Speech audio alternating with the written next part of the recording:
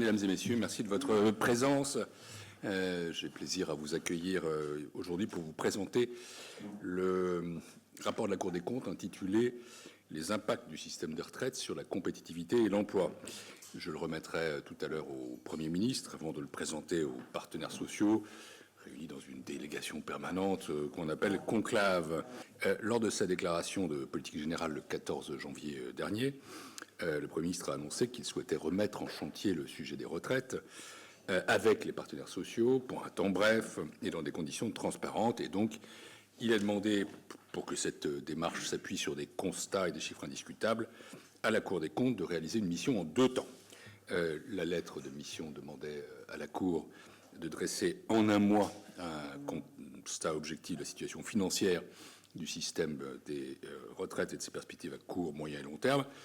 C'était l'objet du rapport que nous avons publié le 20 février dernier, en 1 mois, et je l'ai d'ailleurs présenté devant bon nombre d'entre vous. Il nous a également demandé, c'était passé plus inaperçu, mais enfin c'était pas moins sérieux, d'examiner dans un 2e temps les impacts du système de retraite, non pas sur la totalité de l'économie, mais sur la compétitivité de l'emploi spécifiquement. Nous avons donc conservé la même formation ad hoc regroupant plusieurs chambres de la Cour, dont j'ai moi-même présidé la collégialité, qui avait été créée pour le premier rapport sur les retraites.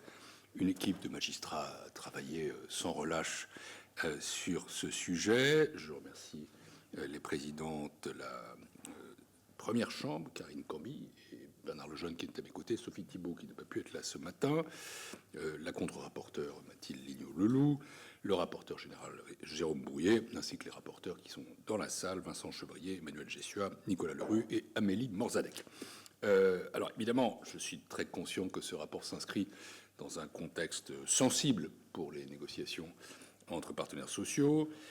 J'ai rencontré d'ailleurs, comme je l'avais fait lors de la rédaction du premier rapport, l'ensemble des partenaires sociaux qui faisaient partie initialement du conclave. Entre-temps, certains ont quitté ce cercle, d'autres y sont demeurés. Le format et le périmètre des discussions ont évolué, je ne sais d'ailleurs pas complètement comment, mais j'ai rencontré tout le monde, y compris ceux qui étaient partis. En tant que Premier président de la Cour des comptes, je n'ai pas à me prononcer sur l'évolution des négociations en cours, sinon pour dire une chose, c'est que j'espère qu'elles seront conclusives et productives. Car s'il y a un message à retenir de nos premiers rapports, il y en a beaucoup en fait, c'est que le statu quo en matière de financement du système de retraite est impossible, ou du moins qu'il est insuffisant pour préserver un système soutenable à moyen long terme. J'ajoute que je crois beaucoup aux vertus du dialogue social et que je pense que la méthode retenue est celle qui peut permettre de progresser. Quelle que soit l'issue des discussions en cours, je suis en tout cas persuadé que nos 2 rapports sur les retraites, celui qui a été publié en février et celui que je m'apprête à vous présenter, feront date.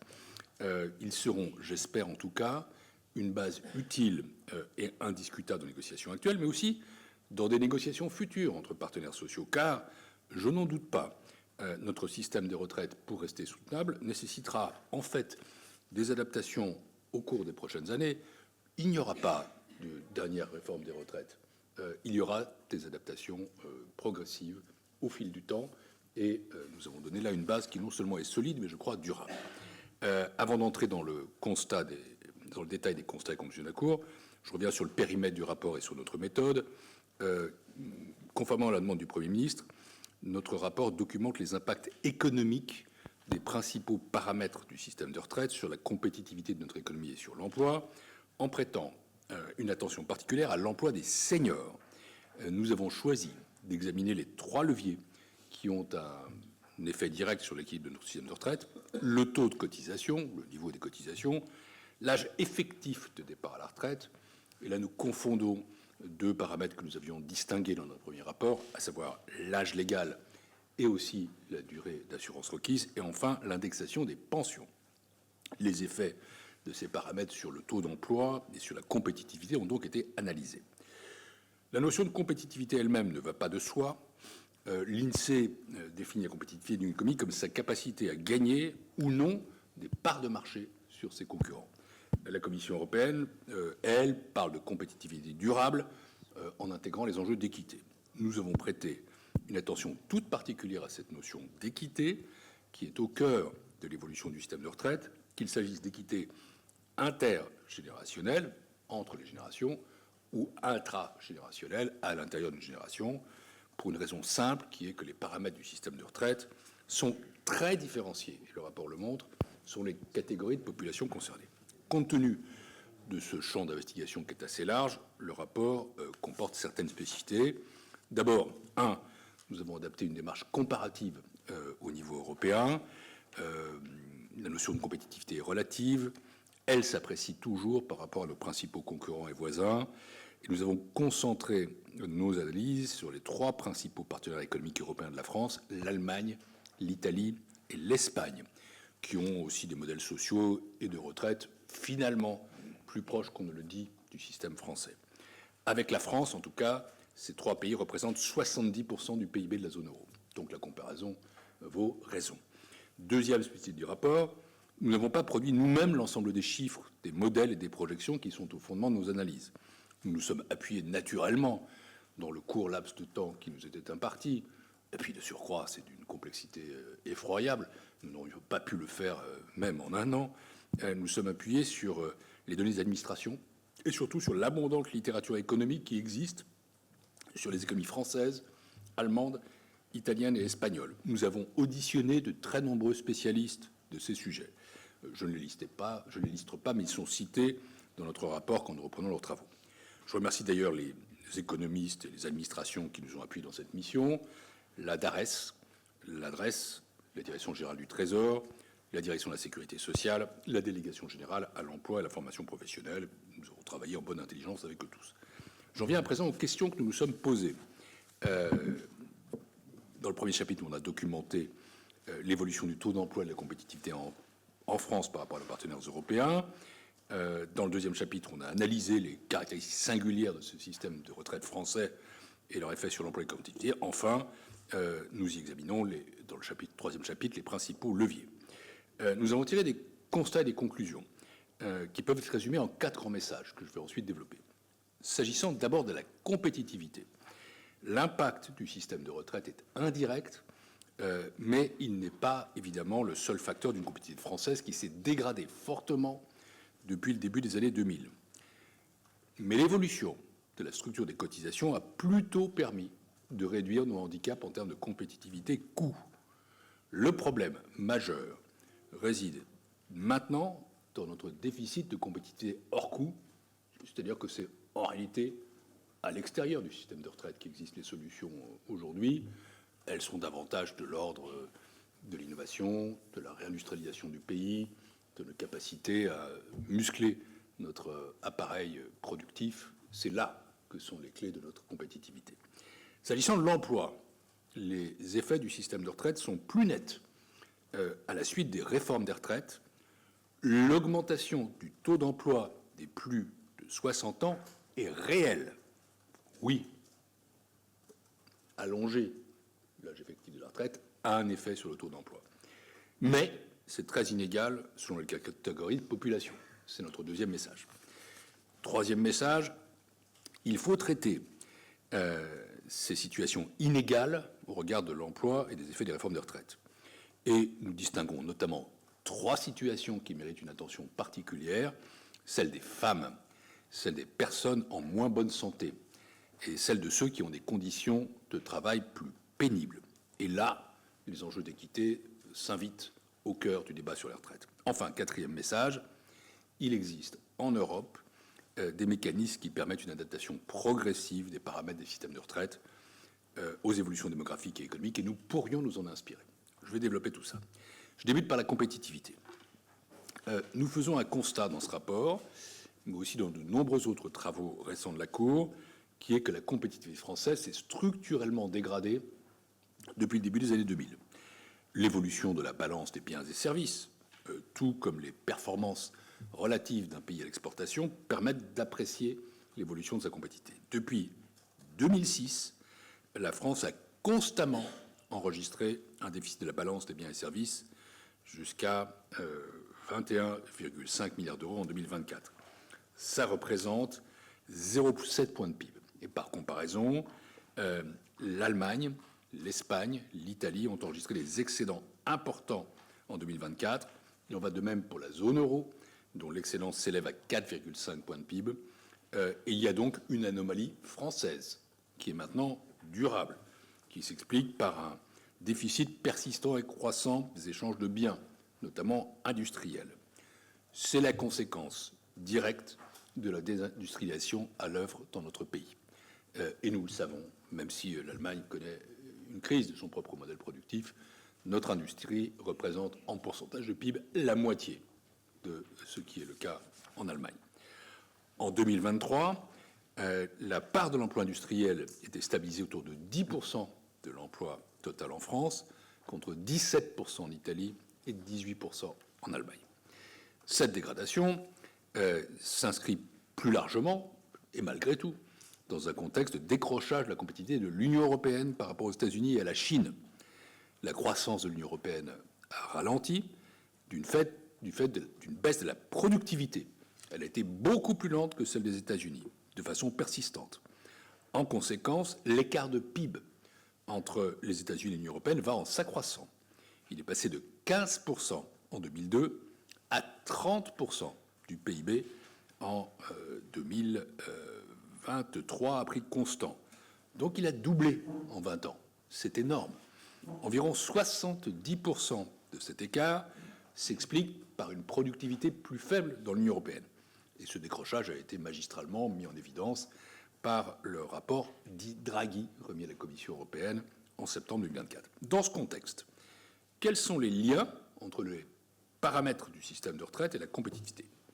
Il est important, là, de distinguer les effets du système et son financement sur la compétitivité coût.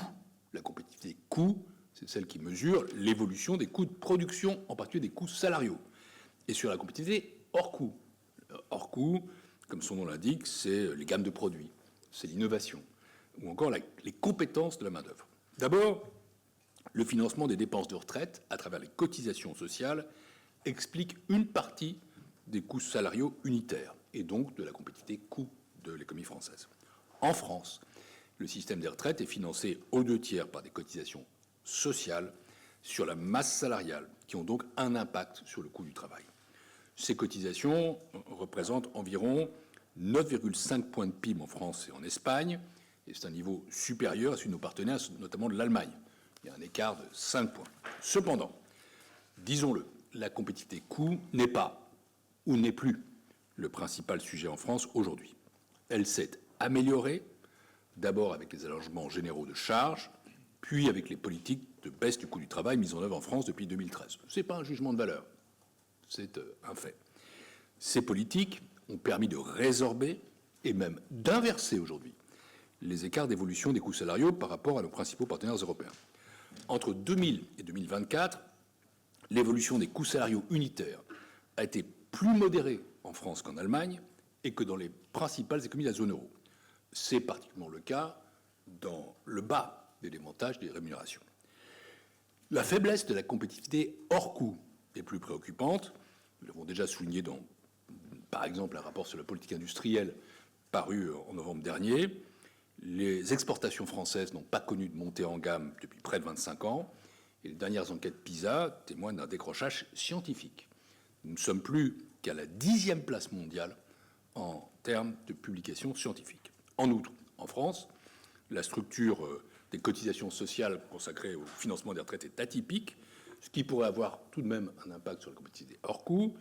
En effet, les cotisations sociales se caractérisent dans notre pays par d'importants allègements de cotisations au niveau du SMIC et du plus bas salaire. Symétriquement, sur les niveaux de salaire les plus élevés, les cotisations sociales sont plus importantes que chez nos partenaires européens, et cette structure permet de préserver en quelque sorte l'emploi peu qualifié en France, mais elle peut tout de même, à un moment donné, jouer sur les autres emplois. Je tiens quand même à souligner qu'il n'existe pas d'études économiques, il n'y en a pas du tout sur le cas français, qui permettent de démontrer cette hypothèse. Donc je l'évoque au passage, ce n'est pas la plus solide. Pour conclure sur cette première partie de la compétitivité, deuxième premier message, je fais un rappel en forme d'évidence, qui est que le financement du système de retraite est un des facteurs qui peut avoir un impact sur la compétitivité, mais c'est loin d'être le seul. Les autres prélèvements, le coût de l'énergie, les taux de change ou, pour rester en actualité, les droits de douane doivent bien évidemment être pris en compte lorsqu'on analyse la compétitivité de l'économie française. Deuxième message de notre rapport sur les réformes de retraite, la France, comme ses partenaires européens, est confrontée au vieillissement de sa population.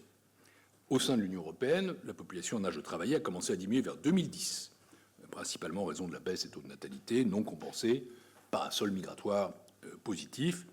Et de fait, la proportion de la population âgée de plus de 65 ans a augmenté partout en Europe.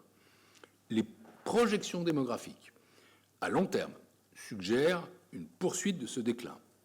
En conséquence, le ratio de dépendance, c'est-à-dire la part de la population de plus de 65 ans comparée à la population de 20 à 64 ans, augmente pour tous les pays européens. En France, ce ratio passerait de 38% en 2022 à 53% en 2050. 53% de plus de 65 ans comparé aux 20-64 ans. C'est considérable. Évidemment, pour les systèmes de retraite, ça a des influences massives. Dans ce contexte, on peut le dire, l'amélioration du taux d'emploi de la population active est essentielle. Or, c'est un de nos problèmes structurels. Le taux d'emploi français est faible.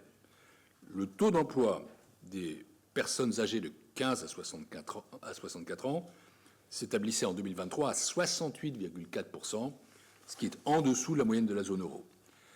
Ça a progressé depuis 1995, mais pas aussi rapidement que chez nos voisins. Au niveau de la zone euro, seuls 5 pays, dont d'ailleurs l'Espagne et l'Italie, ont un taux plus faible que la France. Comme en Espagne et en Italie, le taux d'emploi des jeunes est faible en France, notamment en comparaison avec la situation allemande. Cependant, la cause principale de l'écart du taux d'emploi français par rapport à nos partenaires, c'est la faiblesse du taux d'emploi des hommes de 55 ans et plus. J'ai bien dit les hommes. Certes, la part des seniors hommes en emploi a beaucoup progressé dans notre pays au cours des 30 dernières années, mais les autres pays européens ont eux aussi connu une augmentation importante du taux d'emploi de cette classe d'âge, et donc l'écart s'est maintenu. Dans ce contexte, nous avons analysé deux phénomènes. Un, les effets d'une augmentation du taux d'emploi sur le financement du système des retraites, mais aussi, en miroir, les effets des paramètres du système des retraites sur le taux d'emploi. Je passerai rapidement sur le premier point. Les travaux de la Direction générale du Trésor montrent logiquement qu'une augmentation du taux d'emploi améliorerait le financement du système des retraites. Le Trésor a estimé l'impact sur les finances sociales d'un alignement du taux d'emploi français sur le taux d'emploi allemand. Il en résulterait un gain net à long terme de 7 milliards d'euros pour le financement des retraites. Mais disons-le tout de même, ces travaux sont assez théoriques.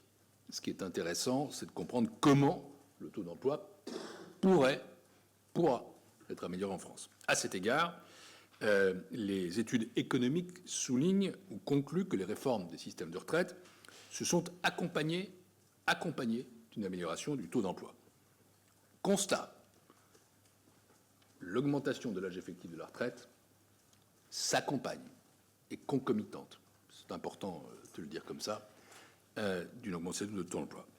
Alors, tous les pays européens ont en fait réformé leur retraite depuis 30 ans, notamment en augmentant progressivement l'âge de départ. Au même moment, tous ont connu une augmentation du taux d'emploi des personnes âgées de plus de 55 ans. Les études économiques montrent que les deux phénomènes sont liés.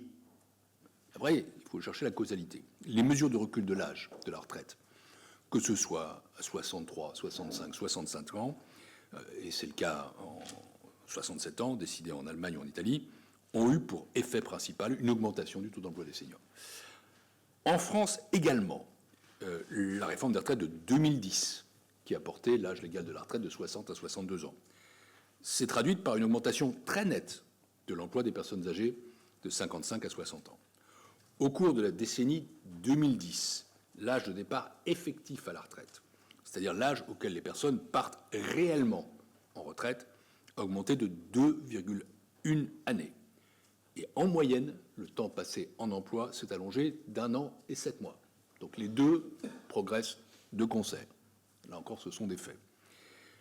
C'est ce qu'on nomme l'effet horizon. C'est-à-dire que ce n'est pas l'âge des individus, c'est la distance qui les sépare de l'âge légal de la retraite qui influence leur comportement ainsi que celui des entreprises. C'est cette distance à l'âge légal qui encouragera les personnes proches de la retraite à se former ou non, par exemple, ou à rechercher ou pas un emploi à un âge donné. Mais l'impact de ce décalage de l'âge légal sur le taux d'emploi dépend de la situation des personnes avant le recul de l'âge de départ. Les études économiques montrent que la réforme de 2010 a eu pour effet de prolonger les personnes dans leur situation sur le marché du travail. Les personnes qui étaient en emploi, à distance ou à l'approche de la soixantaine, le sont restées. Mais ce recul de l'âge légal peut aussi se transformer en une augmentation du nombre de personnes qui sont ni en emploi ni en retraite. Ni en emploi ni en retraite, ça veut dire les personnes au chômage, c'est-à-dire les personnes qui ne peuvent pas travailler, ce sont les personnes en arrêt maladie.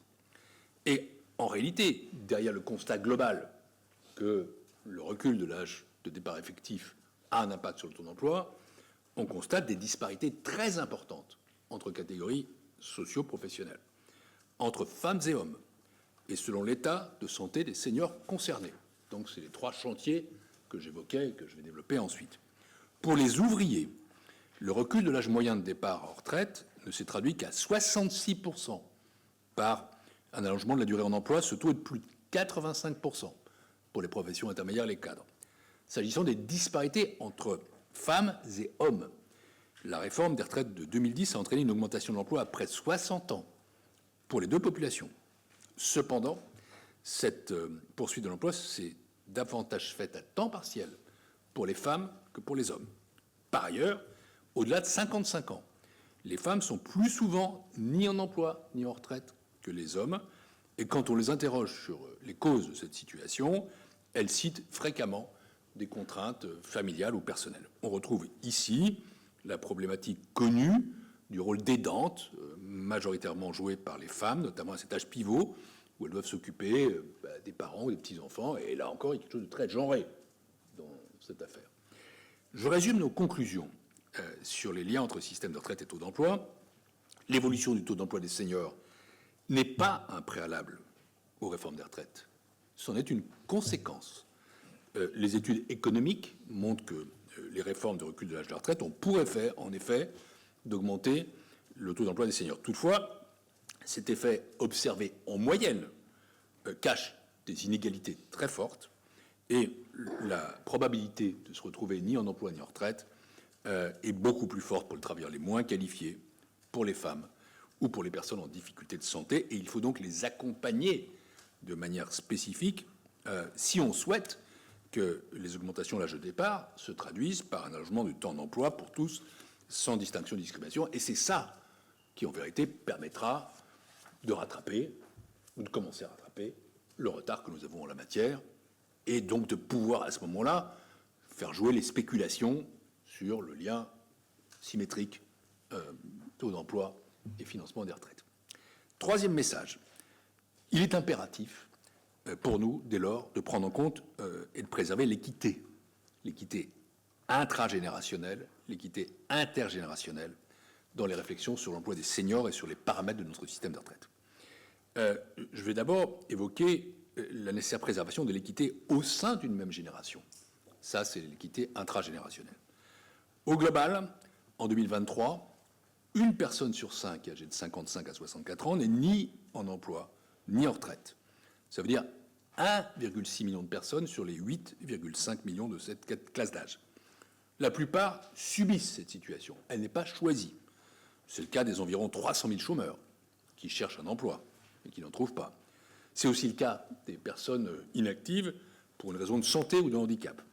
Face à ces disparités, il est évident qu'il faut de nouvelles mesures de la part des entreprises et des pouvoirs publics pour accompagner les seniors les plus vulnérables, mais aussi les aidants, qui sont, je le rappelle, le plus souvent des aidantes, en fait, des femmes.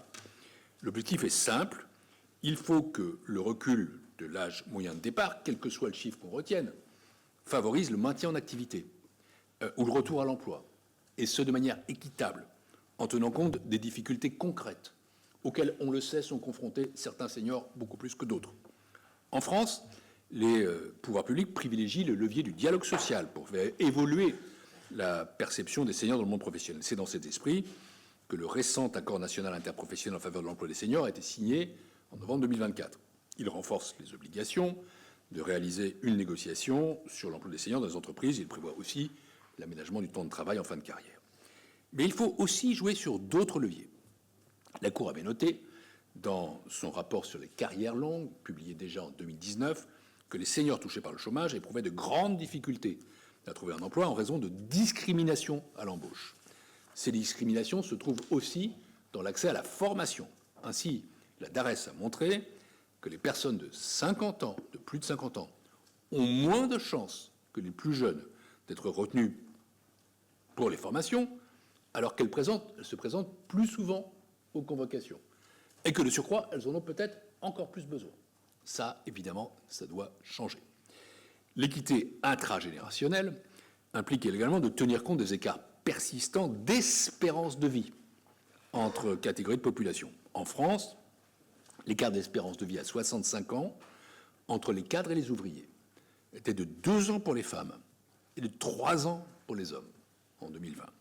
Cet écart tend à se réduire, il tient à de multiples facteurs qui dépassent les conditions de travail, mais il aboutissait tout de même, en 2018, chiffre disponible, à ce que les anciens ouvriers passent en moyenne 2 années de moins à la retraite que les anciens cadres, et ce, malgré des départs à la retraite plus précoces. Ça aussi, c'est une situation qui doit changer. Plus largement, pour pratiquement toutes les générations, l'âge moyen de départ à la retraite des retraités dont la pension est la plus faible est plus élevé que celui des retraités dont la pension est la plus élevée. Autrement dit, on part plus tôt à la retraite avec des petites retraites et on part plus tard à la retraite avec des petites retraites que quand on a une retraite plus importante.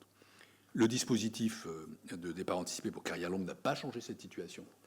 Ces effets sont concentrés sur les personnes qui touchent une pension moyenne, du 5e au 8e décile de pension. Les retraités dont les pensions sont les plus faibles, du 1er au 4e décile des pensions, n'ont représenté que 13% des départs pour carrière longue. C'est exactement l'objectif inverse, plutôt le résultat inverse de l'objectif qui était visé.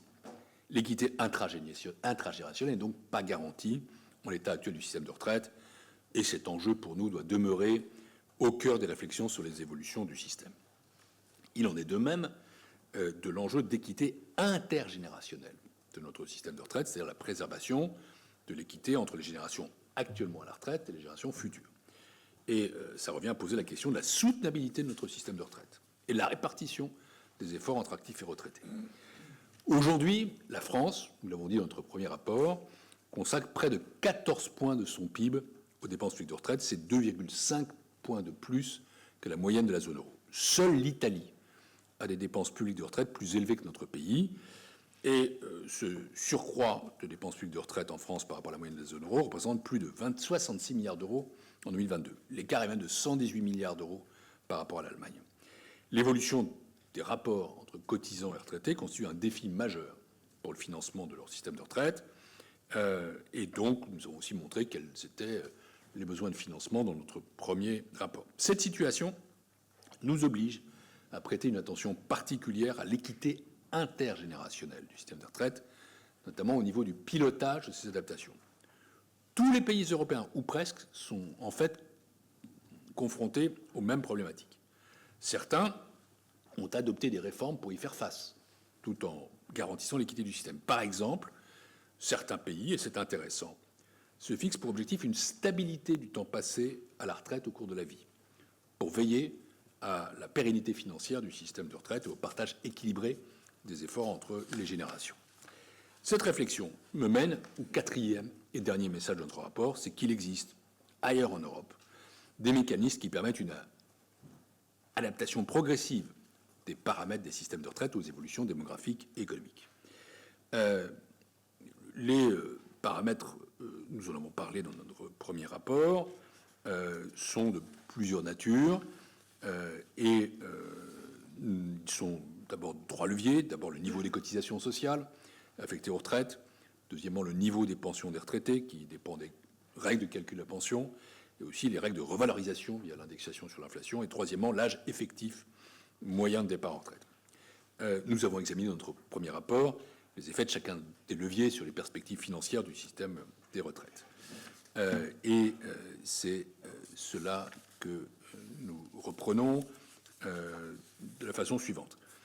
Une hausse des cotisations aurait un impact négatif sur la compétitivité de l'emploi. Mais, ça c'est ce que disent les modèles macroéconomiques, je ne fais pas de commentaires, mais son ampleur pourrait varier. Si on est parfois un peu dans la théorie ou dans la macro par rapport à la micro, selon que l'augmentation concerne les cotisations employeurs ou salariales et qu'elle cible ou non les bas salaires. À l'inverse, reculer l'âge effectif de départ à la retraite, que ce soit par une augmentation de la durée d'assurance ou par un recul de l'âge d'ouverture des droits, aura un impact positif sur le taux d'emploi moyen. Dans cette hypothèse, l'augmentation de l'emploi des seniors n'affecterait pas négativement la compétitivité. Mais, vu les disparités d'emploi que j'ai déjà évoquées, il faudrait mettre en œuvre des mesures spécifiques pour garantir le maintien en emploi des seniors, tout en tenant compte des difficultés concrètes de certains. Enfin, la question de l'indexation automatique des pensions sur l'inflation a suscité de récents débats. Aujourd'hui, la loi prévoit que les pensions sont indexées annuellement sur l'inflation. Mais les dynamiques respectives des salaires et des prix, au cours des dernières années, ont conduit à une réflexion sur une moindre indexation des pensions par rapport à l'inflation. En cas de choc économique, cette règle d'indexation automatique peut conduire à augmenter les pensions de retraite plus rapidement, voire beaucoup plus rapidement que les salaires.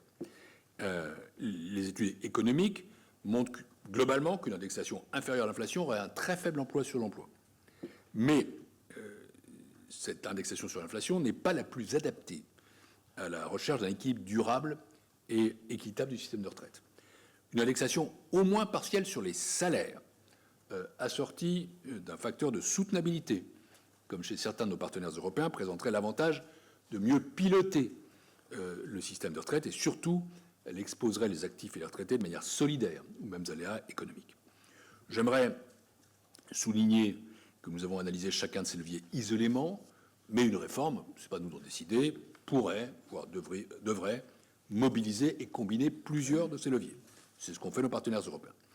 Nos trois principaux voisins, l'Allemagne, l'Italie et l'Espagne, ont mis en place différents outils d'équilibrage sur leur système de retraite.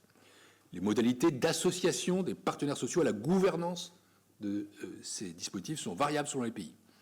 Et ça reflète des traditions de dialogue social qui leur sont propres et qui sont parfois plus développées, disons, qu'en France. Mais ces dispositifs ont tous en commun plusieurs leviers pour garantir à la fois la pérennité financière des systèmes de retraite et le partage équilibré des efforts entre générations. Certains mécanismes prévoient, par exemple, d'ajuster l'âge de la retraite en fonction des gains d'espérance de vie. D'autres permettent de revaloriser les pensions en tenant compte des conditions démographiques et économiques. De telles règles permettraient d'équilibrer dans la durée le système de retraite. Mais elles doivent être décidées collectivement. Ça aussi, ça peut faire partie des sujets qu'évoquent les partenaires sociaux, qu'évoquent les présentations. Par ailleurs, nos principaux partenaires européens ont aussi introduit des clauses de revoyure automatiques dans la gestion de leur système de retraite pour mettre fin aux incessantes réformes par à-coups qui ne garantissent pas nécessairement la soutenabilité du système à moyen et long terme. Et ces clauses de revoyure permettent d'ajuster le niveau des cotisations, celui des pensions et l'âge de départ à la retraite en fonction de l'évolution de plusieurs indicateurs démographiques ou économiques. Et en cas d'évolution favorable ou défavorable de ces indicateurs, les paramètres sont modifiés progressivement. Ces mécanismes sont, je le souligne, assez comparables à celui qui a été mis en place par les partenaires sociaux dans le cas du pilotage des retraites complémentaires Agirc-Arrco. De telles règles, si elles étaient convenues par les partenaires sociaux et votées par le Parlement, permettraient des adaptations sans doute plus prévisibles, plus progressives, par définition plus concertées du système de retraite, et du coup adaptées davantage aux évolutions démographiques et aux circonstances économiques, notamment lorsque celles-ci sont défavorables. Voici, mesdames et messieurs, les constats et conclusions que je vous présente, sous embargo, je le redis, du rapport que je remettrai tout à l'heure, à 14 h je crois, au Premier ministre, et puis que j'irai ensuite développer devant les partenaires sociaux dans quelques heures, c'est à 16 h 15h30. Je n'ai pas détaillé l'ensemble des conclusions et constats tirés par la Cour des comptes, et pourtant j'ai déjà été trop long, mais je souhaiterais souligner que les modèles et les études économiques s'accordent globalement sur plusieurs impératifs. Le premier impératif et c'est notre principal message, au fond, notre message transversal, c'est celui de préserver l'équité de notre système de retraite, équité intragénérationnelle et équité intergénérationnelle, parce que c'est le fondement même du système par répartition. Le deuxième impératif, c'est la nécessité de renforcer la compétitivité de notre économie dans un contexte de décrochage européen. Et le troisième impératif, c'est celui d'améliorer le taux d'emploi en France, en particulier pour les hommes de plus de 55 ans, dont la part en emploi est très faible comparée à nos voisins. Enfin, ce n'est pas un impératif mais une perspective, nous pourrions nous inspirer de réformes mises en œuvre par nos voisins européens qui nous ressemblent, mais qui sont allés sans doute plus loin dans l'amélioration de la gouvernance, du pilotage du système, en combinant plusieurs leviers d'une part, et en instaurant des clauses de revoyure qui nous feraient sortir de cet incessant stop and go en matière de réforme de retraite. Ce n'est pas à la Cour de formuler des propositions détaillées pour améliorer les leviers de l'amélioration du taux d'emploi et de compétitivité, moins encore pour préconiser les réformes des paramètres du système de retraite. Nous avons simplement cherché à donner à chacun, et d'abord aux partenaires sociaux, les données pour comprendre ces enjeux, les principaux outils pour agir. Et je crois que la Cour des comptes, dont la mission, pour le coup, s'achèvera dans ce dossier cet après-midi, aura joué son rôle, et que ce rôle aura été utile